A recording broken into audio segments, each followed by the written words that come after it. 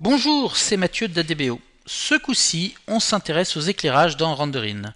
J'ai créé un intérieur simple avec des meubles, mais comme je n'ai mis ni ouverture ni lumière, quand je fais un aperçu en temps réel, je vois que le résultat est noir, ce qui est franchement pas terrible. Donc on va rajouter de l'éclairage. Pour ce faire, je vais commencer par aller sur ma lampe là-bas au fond. Voilà. Et repérer ici. À l'avance, j'ai pris le temps de dessiner un petit rectangle ici. Pourquoi? Eh bien parce que dans Rendering, pour créer un éclairage, il suffit de créer des surfaces simples de ce genre-là et d'en faire des groupes. Donc je sélectionne mon petit rectangle et j'en fais un groupe.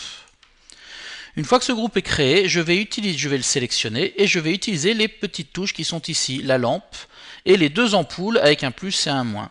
L'ampoule avec un plus sert à créer une lampe, on voit tout de suite le résultat dans mon aperçu. L'ampoule avec un moins sert à détruire la lampe sur mon groupe. Ça ne marche que sur des groupes ou des composants. Voilà.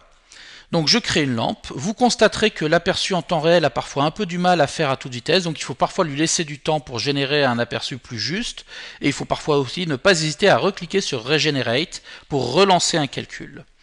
Une fois que j'ai créé une lampe, je vais revenir sur ma scène intérieure. Mon rectangle est toujours sélectionné même si je ne le vois plus. Je peux, à l'aide du bouton Show Highlight, la lampoule, venir la régler.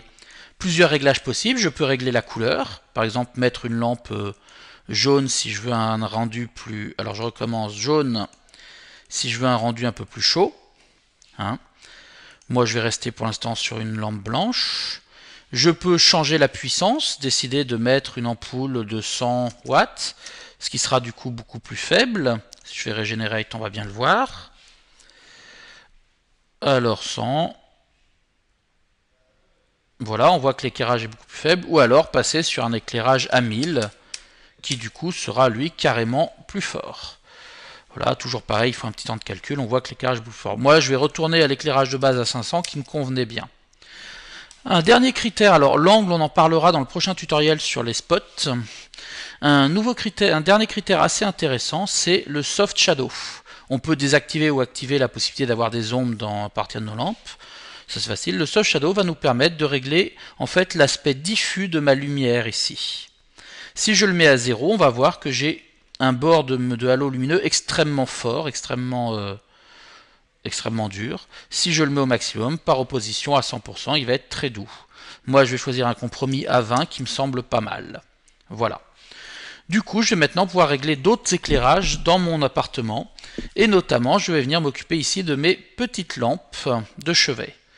Ce coup-ci, je vais double-cliquer dans la petite lampe pour venir travailler dans le composant. Ce qui fait que tout ce que je ferai sur cette lampe-là, l'éclairage notamment, se répétera sur la deuxième copie, ce qui est un gain de temps et d'efficacité. Là encore, j'ai pris le temps à l'avance de dessiner un petit rectangle que je vais sélectionner, transformer en groupe, et sur lequel, une fois qu'il est transformé et sélectionné, appliquer une lumière avec mon plus. Cette lumière, je vais lui mettre une puissance de 250. L'angle, je ne touche pas, je vais mettre un soft shadow à 20. Et éventuellement, je peux peut-être mettre une lumière légèrement jaune pour créer un effet un peu plus chaud sur cet éclairage-là. Ok. Je vais sortir d'ici, revenir sur ma vue globale. On voit qu'ici le calcul est un peu raté, je vais relancer la Regenerate pour avoir une vue plus intéressante. Et enfin, je vais m'intéresser à une lampe que je vais placer ici dans mon plafonnier.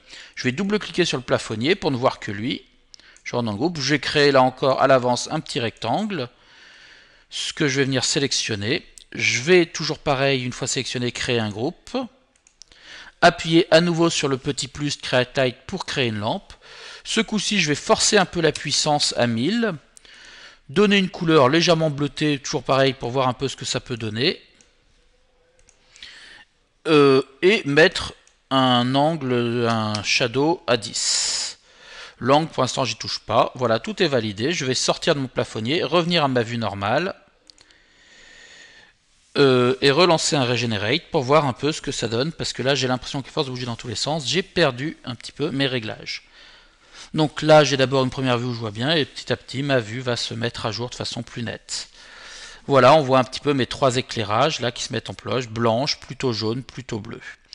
Voilà, dans un prochain tutoriel nous allons rajouter des spots et ainsi qu'un bandeau lumineux sur le bord du plafond.